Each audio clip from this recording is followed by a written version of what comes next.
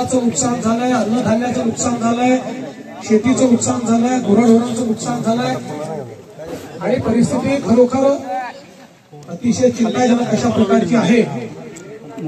ही सगळी मी प्रत्यक्ष आपल्या डोळ्यांनी बघितलेली आहे।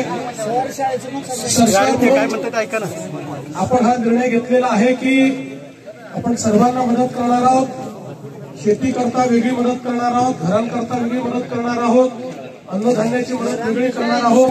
हे सगळे म्हणजे त्या संदर्भात आता आपण विजेचं याचं तर आपण शेतीचं बिलच घेत नाही, पण त्याच्या व्यतिरिक्त शेतसारा वगैरेचे जे काही नियम आहेत ते सगळे नियम आपण या ठिकाणी सगळ्यांना लावणार आहोत। कारण एक प्रकारे जसं टंचाईच्या काळामध्ये पाऊस नसल्यामुळे परिस्थिती तयार होते, तसं अतिपावसामुळे या ठिकाणी ही परिस्थिती तयार झाली आहे।